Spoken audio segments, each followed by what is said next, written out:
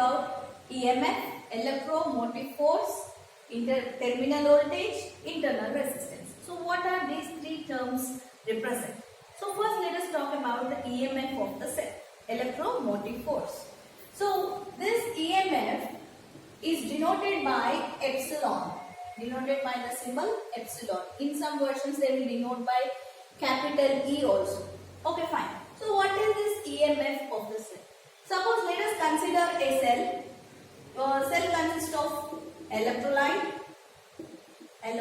which can pass electric current. Let us take this as dilute H2SO4 and we will consider two electrodes. One is made up of copper and the other one is of zinc. So we have dipped these two in an electrolyte, okay, which are not closed. It is not a closed circuit, an open circuit, students. Okay.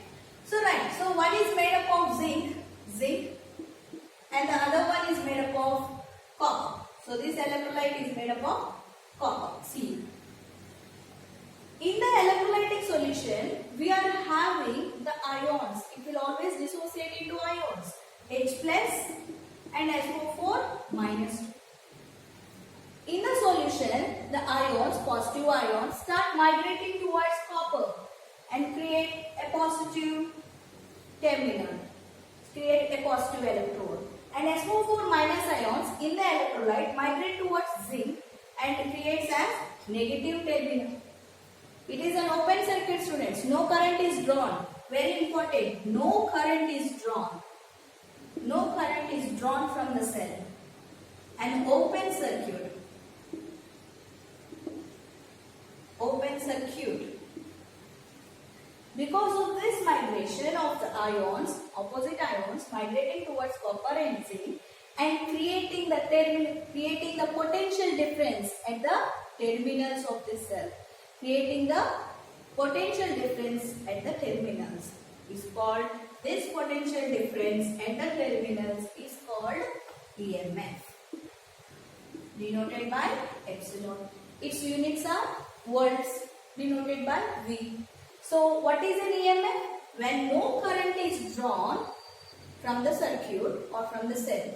When no current is drawn from the cell in an open circuit, the potential difference at the terminals is called EMF of the cell. Potential difference at the terminals is called EMF of the cell. Electrodes made up of some metals, maybe of wires, maybe like rods, maybe like plates, depends. So there will be different shapes. But this EMF doesn't depend on shape and size of these electrodes.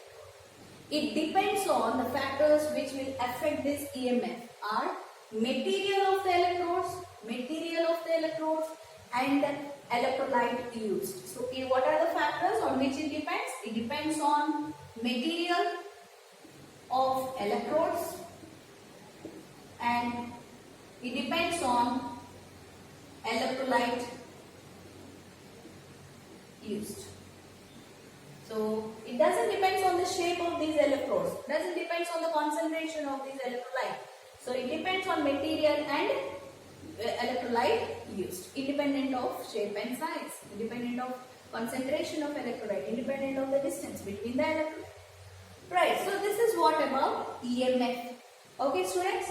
So now we'll talk about the terminal voltage. Terminal voltage. Or another definition is there for EMF. We will finish it and go ahead to the terminal voltage.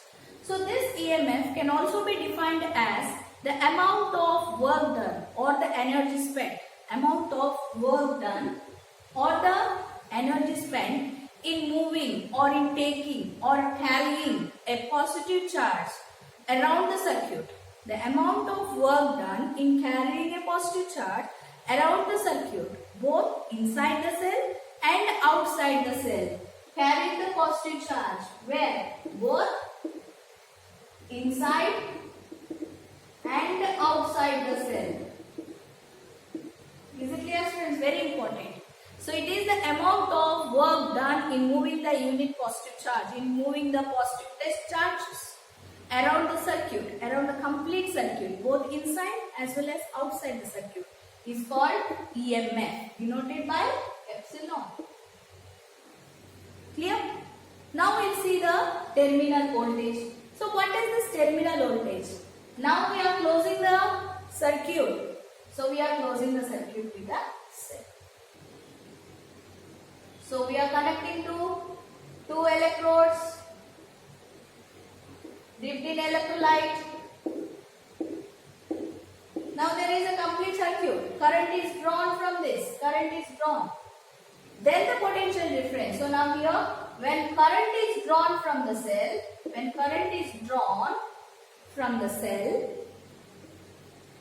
it is a closed circuit. In a closed circuit, then the potential difference at the terminals of the cell is called terminal voltage. Terminal voltage. Denoted by capital V. Denoted by capital. Here students, what is EMF? When no current is drawn in an open circuit, the potential difference across the terminals of the electrode is called EMF. Here, same here also, it is the potential difference at the terminals.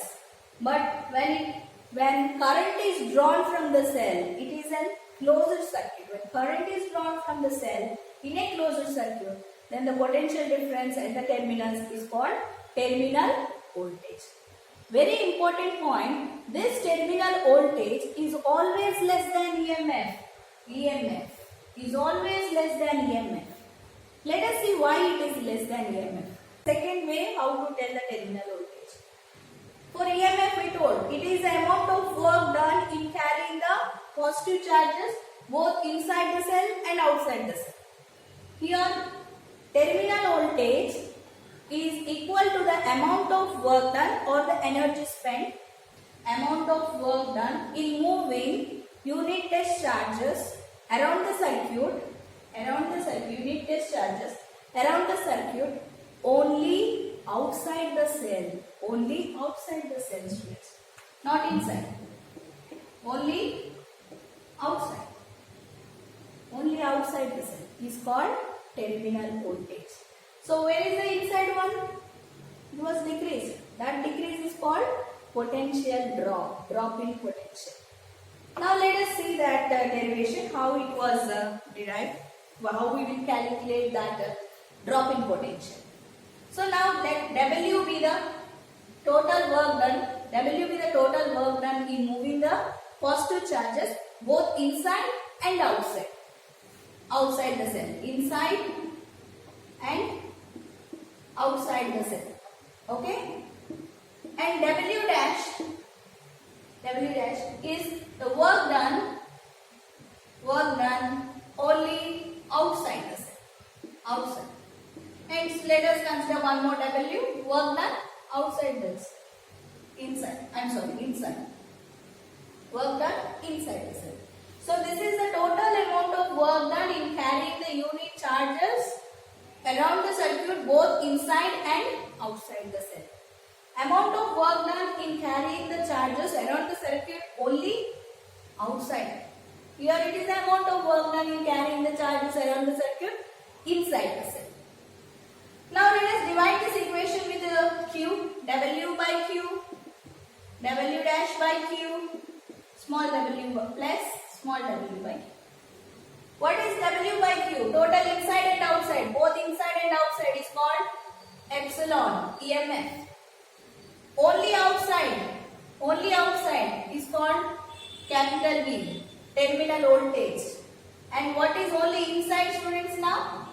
Small v, your potential drop. So EMF is always greater than terminal voltage by this amount. Okay? So EMF minus terminal voltage is called potential drop. Bring this V onto the other side. So this is called terminal voltage. EMF minus terminal voltage is called potential drop or drop in potential. Okay? Or voltage drop. Simply we can call it as voltage drop. Clear, students?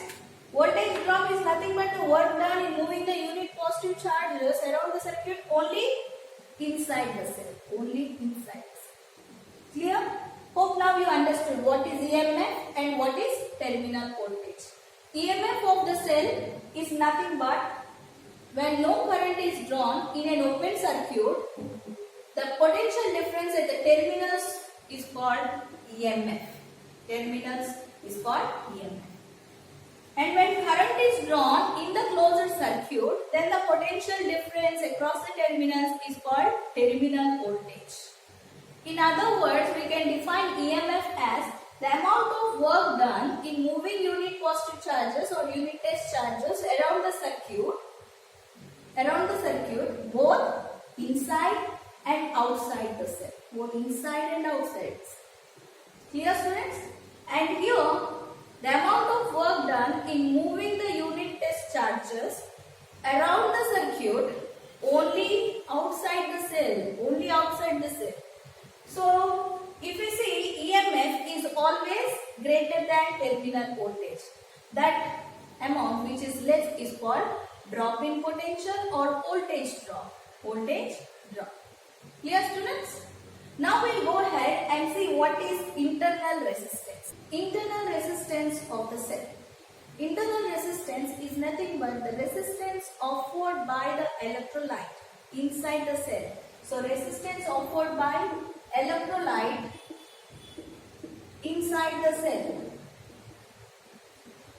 Resistance offered by electrolyte inside the cell to the flow of current is called internal resistance. So inside the cell, the electrolyte is offering the opposing force. That resistance is called internal resistance, denoted by small r, which is measured in ohms, denoted by the symbol omega. Clear, students? Now let us see what is the relation between EMF, internal resistance, and terminal voltage. Clear? So we already know I is equal to V by R from Ohm's law.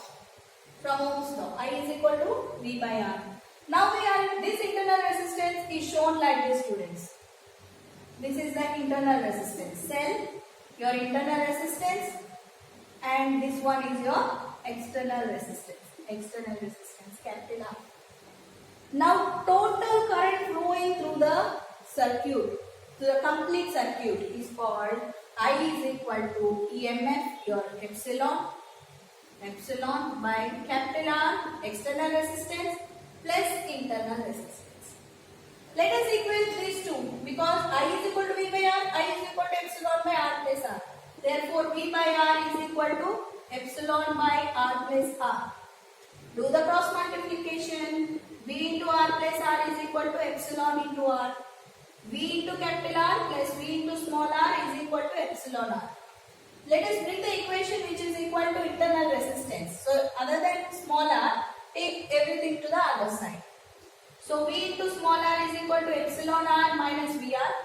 Capital R will be common. So, this will be equal to capital R into epsilon minus V. So, VR is equal to capital R into epsilon minus V. Bring this V onto the other side. So, your internal resistance R is equal to capital R minus external resistance into epsilon EMF minus terminal voltage by potential difference. Clear, students? We already know I is equal to V by R. Now it is R by V. Reverse. So this will be nothing but epsilon minus V by I. One more relation. Clear? Bring the sign onto the other side. IR is equal to epsilon minus V. What is this epsilon minus V called? Voltage drop. So your voltage drop IR is equal to epsilon minus capital.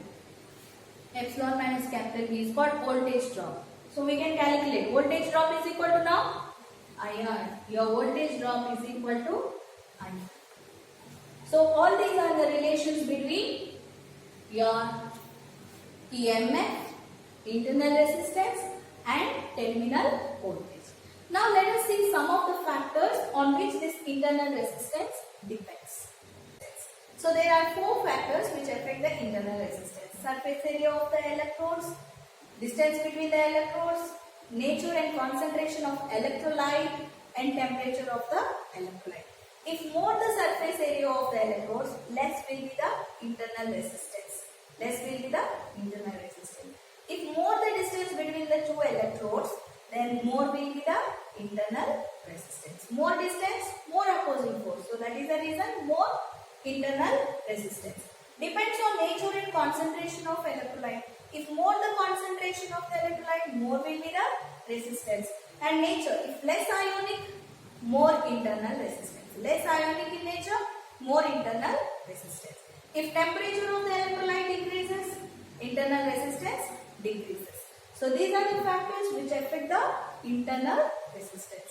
Now we will conclude this EMF, internal resistance and terminal voltage topic.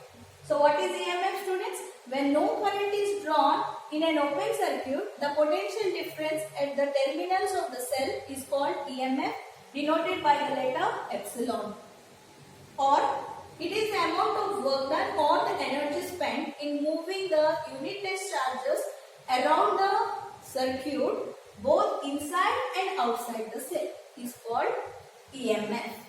It is always greater than the terminal voltage. So what is this terminal voltage? It is the current drawn. If current is drawn from the cell, current is drawn from the cell.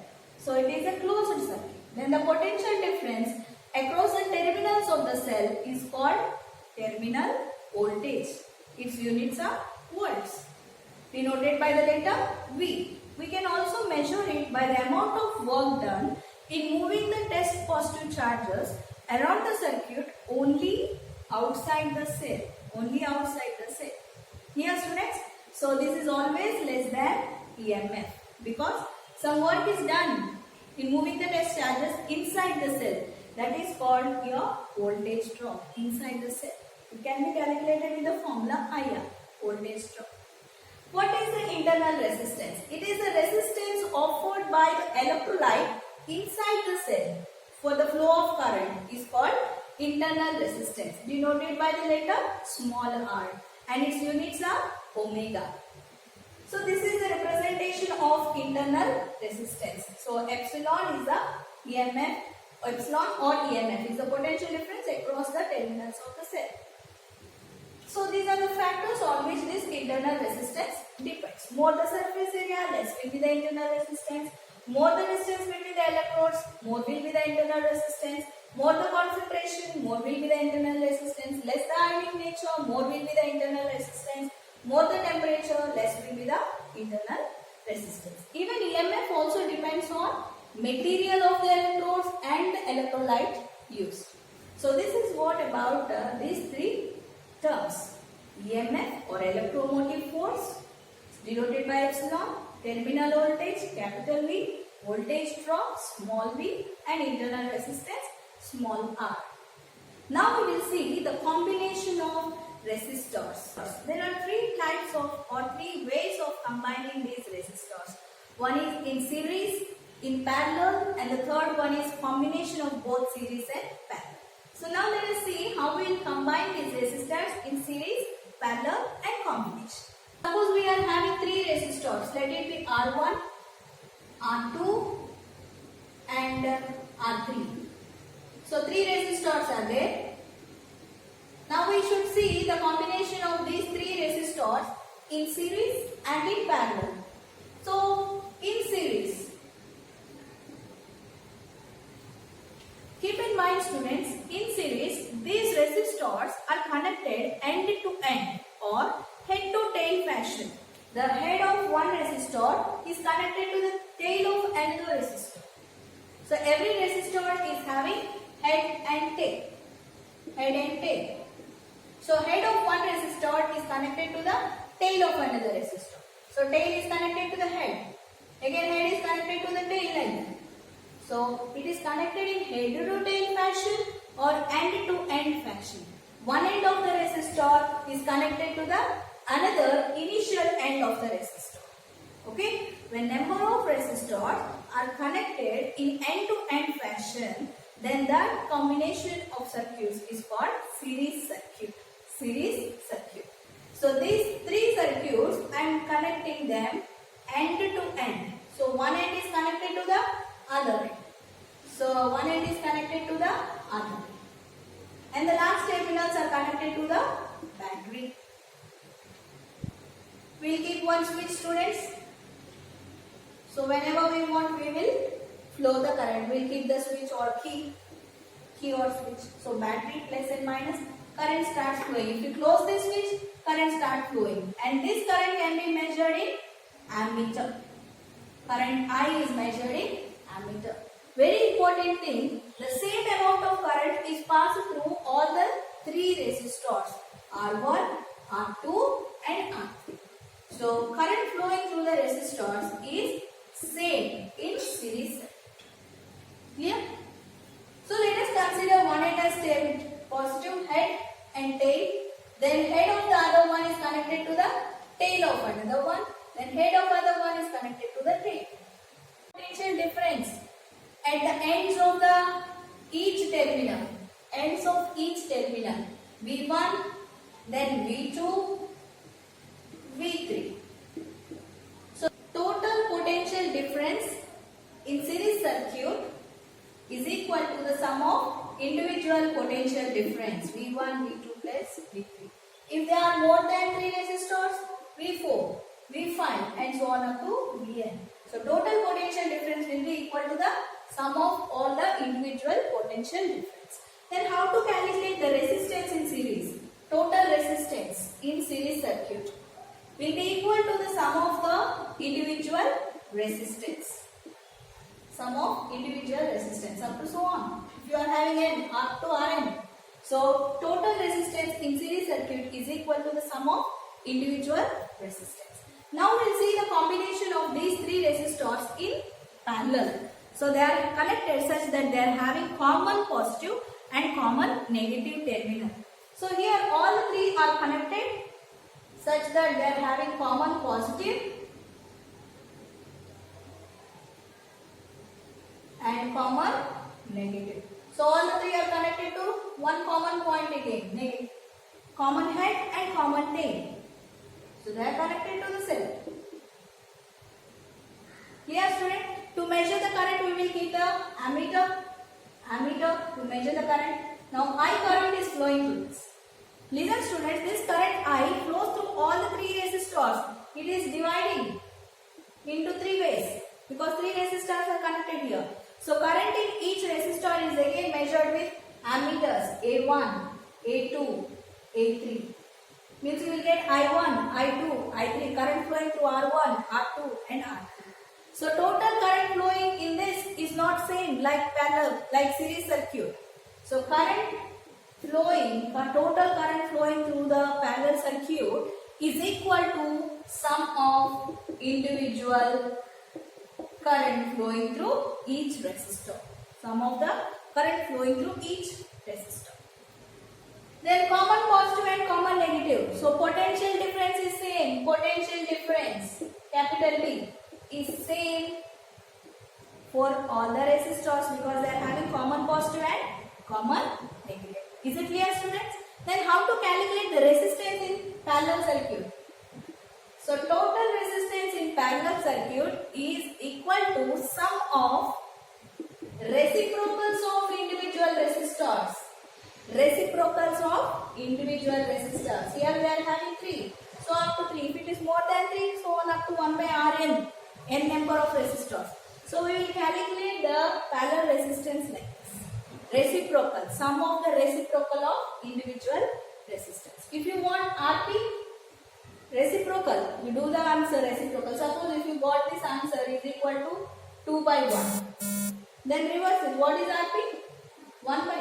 Because 1 by Rp is 2 by 1. Reciprocal. Clear, students? Right. So now we saw what is series combination, what is parallel. Now we will see the third combination, combining both series and parallel circuit together in one complete circuit. Here you can see the combination of three circuits in both parallel and also in series. R1 and R2 are in parallel and these two together they are in series with RS because head to tail fashion, end-to-end connection here. Here they are having common positive and common negative, common head and common tail. Here students, if we are connected to plus and minus, common plus and common negative. Suppose all are equal to 1 ohm. Let us calculate the total equivalent resistance, total resistance in this combination.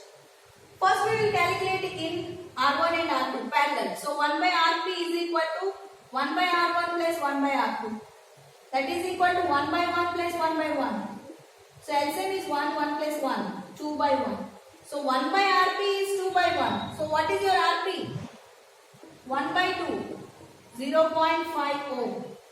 Clear students? Reciprocal, 0.5 ohm. So this total together it is 0.5 ohm. And this 0.5 ohm is in series with R3. So total resistance is equal to 0.5 and 1 ohm are in series. So what is your resistance? 1.5 ohm.